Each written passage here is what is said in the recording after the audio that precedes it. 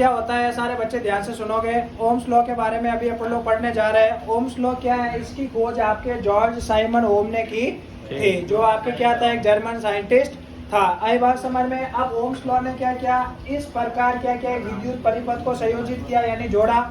आई बात समझ में। और उससे क्या निष्कर्ष निकाला, अगर आपके पास कोई वायर है, अगर आपके पास क्या है, कोई वायर है, वायर यानी तार है। आई बात समझ में।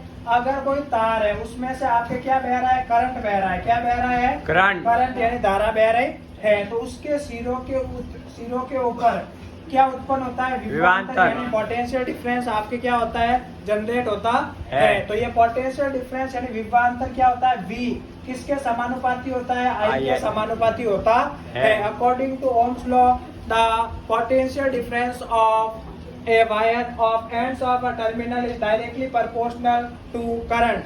आई बात समझ में। फ्लोइंग इन इट यानी जो आपके वायर के अंदर करंट फ्लो हो रहा है, वो आपके पोटेंशियल डिफरेंस के क्या होता है, प्रोपोर्शनल यानी समानुपाती होता है। इसके लिए क्या कंडीशन है, इस वायर का टेम्परेचर यानी तापमान सेम रहना चाहिए। तापमान क्या रहना चाहिए, कांस्टेंट रहना चाहिए। क्या रहना चाहिए, कांस्टेंट यानी समान रहना चाहिए। तो ये आपके ओम का नियम है। अब V किसके समानुपाती है, I के। तो जब समानुपाती का निशान बराबर R आपके पास क्या आता है, कांस्टेंट आता है। अब ये R क्या होता है, रेजिस्टेंस। क्या होता है, रेजिस्टेंस यानी प्रतिरोध होता है। आई बात समझ में। अब प्रतिरोध या रेजिस्टेंस की डेफिनेशन क्या होती है, धारा प्रवाह में बाधा। धारा प्रवाह में बाधा। आई बात समझ में। धारा प्रवाह में बाधा। Resist of flowing current is called resistance. आई बात समझ में। अब इसका जो सिंबल होता है रेजिस्टेंस का सिंबल बोला है, वो क्या होता है, R होता है। क्या होता है, R होता है। और इसका जो मात्रक यानी यूनिट होती है, वो क्या होती है, ओम होती है। क्योंकि इसकी खोज किसने की थी, ओम ने की थी। आई बात समझ में। उसके बाद अगर अपन लोग ध्यान से देखें, देखो ध्यान से, सारे बच्चे ध्यान से सुनोगे।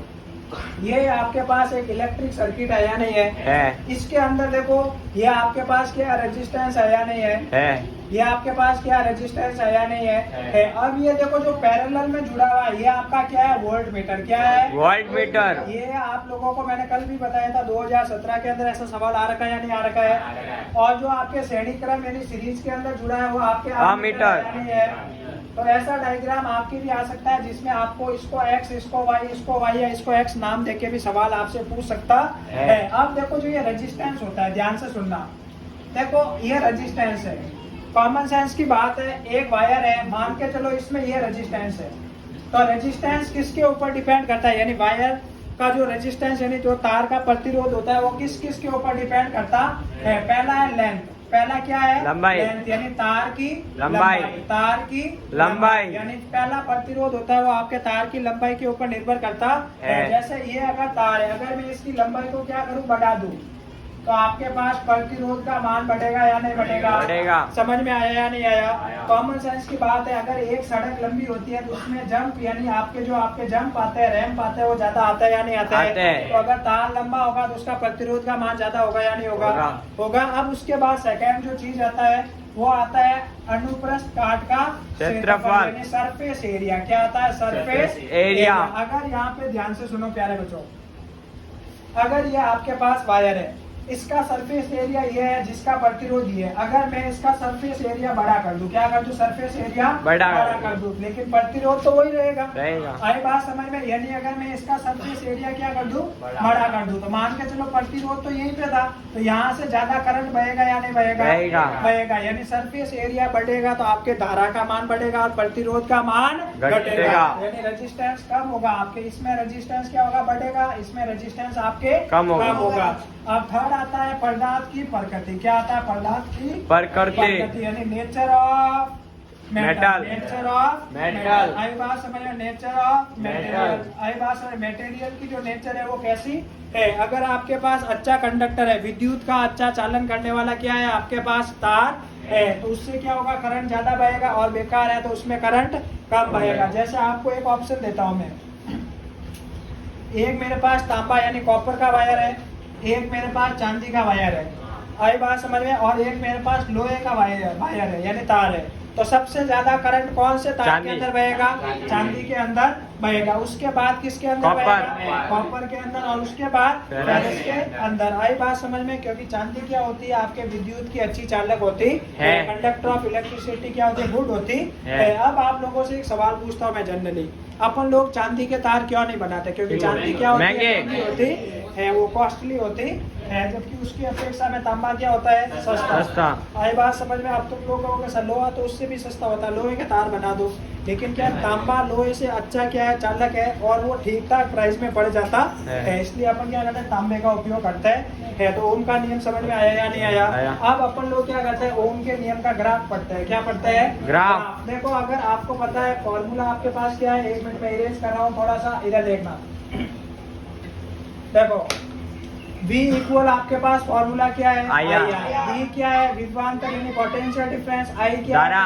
और R क्या है? रेजिस्टेंस। तो जब प्यारे बच्चे अपन लोग ग्राफ खींचते हैं किसके मध्य? V और I के मध्य। तो समानुपाती यानी प्रोपोर्शनल का ग्राफ हमेशा ऐसा आता है। ऐसा सवाल आपके 2021 या 2022 के बोर्ड में आ रखा है। अब देखो एग्जाम में सवाल कैसा आएगा प्यारे बच्चों, ध्यान से सुनो। देखो मान के चलो ये 2, 4 और 6 है, ये 1, 2 और 3 है। तो आपको क्या बोलेगा यहाँ पे? इस पॉइंट P पे देखो, ये मान के चलो आपके पास क्या है? पॉइंट P है। आपको P पॉइंट पे रेजिस्टेंस यानी प्रतिरोध का मान ज्ञात करना है। P पॉइंट पे क्या करना है? प्रतिरोध का मान ज्ञात करना है। तो यहाँ पे देखो V इक्वल IR है या नहीं है? अब मुझे R फाइंड करना है, I इसके अपॉन में आएगा या नहीं आएगा? तो V अपॉन I हुआ या नहीं हुआ? तो R इक्वल इसके लिए P पॉइंट के लिए V का मान प्यारे बच्चे कितना है? 2 और I का मान कितना है? 1। तो R इक्वल आपके पास 2 ओम आया या नहीं आया? क्योंकि 1 तो सबके नीचे होता है। ये चीज आप लोगों को समझ में आई या नहीं आई? सबको समझ में आई या नहीं आई? आ गई। तो इस प्रकार आपको ग्राफ से भी एमसीक्यूज में सवाल पूछ सकता है। अभी अपन ओम्स लॉ का क्या करने जा रहे हैं? एक शॉर्ट रिवीजन करने जा रहे हैं। ओम्स लॉ यानी ओम का नियम क्या कहता है? अगर कोई तार है, पहली बात तो इसकी खोज किसने की थी? साइमन ओम ने की थी, जो कि आपके एक जर्मन क्या थे?